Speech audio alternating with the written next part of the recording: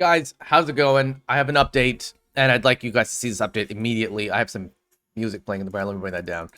Okay, so this song is pretty interesting. Reading this interesting book. What? It's not that. Oh, this is not it either. There it is. That was a good video though. That one's quite explanatory. Um, Basically, if we sink below 4,500, 40,500, it is likely that we are slipping. We've seen. I mean, there's a support line here, basically, right? You see all these spikes. This is a support section. So if we slip below this, I expect us to go down and test like 36 or something now. There's this line that I've seen, and it's a strange line. I don't know if I fully buy it, but right there you go. So you see it. I don't know if this is absolutely it, but yeah, there we go. So we have something like this, right? Some kind of line like this. Ish. I want to say ish because we're not touching everything that we'd like, and these lines are obviously, kind of just lines on the sand in the sand. But you get the idea. This low might hit like 34k ish, 36k, depends like how long it takes us to get down here. But I can't say for certain if we're gonna go lower. And this is the problem, right? When we were up here, when I saw prices come down to here, I was like, wow, this is a fire sale. Because we were up here for 1, 2, 3, 4, 5 weeks. At 1, 2, 3, 4, 5, 6, 7. I thought once we crossed below the bull market support band that I was like, whoa, yo, this is it. Like, we're gonna have to buy right now. But then we went further, right? And then we went down to here, and I was like, holy crap, this is a fire sale. Then the question, of course, comes up, are we gonna go lower? My hypothesis, and I feel like a parrot repeating this over and over again, is that if we go and close below the 50 week, we go test the 200. If we test the 200, I'm not an absolute expert on this, but if we test the 200, does that mean we're in a bear market? My thinking says yes, because every time we do test that, we're in a bear market. I mean, you tell me. Like here, we sink below it's yellow line, which is the 50 week moving average. We sink below it, and we eventually go and test the 200, right? Go below the 200 in this case. That's pretty scary. Then we get above, and then we come up here, and this is a little bit of an anomaly because we sink below it, then we close above it, then we sink below it, then we move up above it, which is unusual. Then we sink far below it. So we ended up going below it anyways, even though, like, if we sink below the 50, it's like we go test the 200 every time, no matter what, essentially. And this is true back here as well. Anytime we close, we had one weekly close here, and we went down. We eventually went down. So if you get, it seems like even if you get one, anytime. But the problem is, and I'm losing my subject matter here a little bit, if we close below the 50, we go test this. What happens if we test this? We're down for a while, basically. We're down for a year or two. We're not down for like 2 weeks. Like, let's just see. Like, the last time we were here, look at this is the bottom test. Then we spent a long time.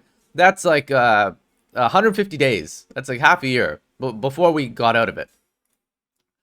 So it's not entirely true that you have to spend an exorbitant amount of time, right? But once we hit the 200, but once we'll go under the 50, it's a hell of a lot of time, right? Let me just show this. Like, this is our first close below the 50. Last cycle, and then we finally broke out of it 100 days later, it looks like. Hold on. That's 756 days later. That's 2 years. Okay. That is what I'm concerned about here. That we go and now we've closed below the 50. Here we are, closing below the 50. Now, how long does it take? Now that we close below the 50, how long does it take? This is our first close below the 50. This is 100 days. Oh, dude. I mean, yo, this is why. This is, oh boy, that's a long time. That's 100 times. There we go. One sec. We have a long way to go, basically. And this is our. Let's assume that to be our first day. This is 1 year. This is 2028, dude. No, of course, this is not right. Sorry, I'm so sorry. That's 1,000 days. Where is it?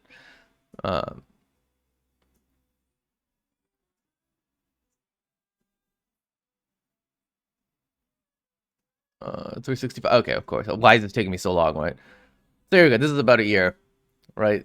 That's about 350 days, which is mid 2022. Right? I mean, late 2022.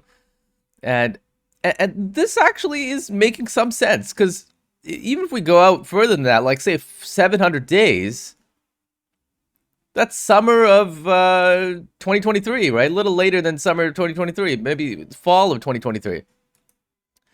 I can definitely see the price of Bitcoin come down, do some wild, absurd shit, and then finally come out of here and then start hitting new highs. This seems absolutely reasonable to me, which means that we must sit very patient for a long time. That's what this means. So maybe I should do $100 a day moving forward. Maybe that's the plan. $100 a day. What's 100 times? That's $36,000 a year. Okay, that's reasonable. I could probably do that. Anyway, these are my thoughts. I like this video. I want you to... I know this is not going to get any traction, but this is important. This is the timeline I'm looking at that seems reasonable. I think we should dive into this deeper next time, but this is the timeline that seems absolutely reasonable to me, because we close below the 50, right? We have a solid close below the 50 here. And then how long does it take us to get out of the 50 week or above the 50 week again to actually start making new highs? It's not 2 weeks. It's not 2 months. It's a while. It's like about 756 days, right? 756 days.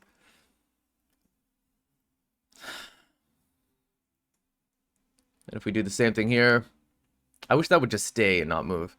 If we do the same thing here, we've closed below the 50, like a proper close. And if we stretch out 750 days, here's 750 days. Right, there it is. And this would be the start of the thing. That's 2024.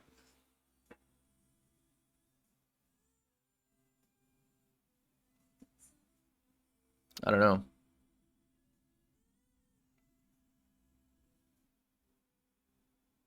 I'm not sure. It's a little frightening to think about. But if that's what we need to do to get these deals that are like of a lifetime, like at 25K Bitcoin, if that's what we need to do, then that's what we need to do, right? Anyways, this is all I want to talk about today. Let's catch up tomorrow. See you guys.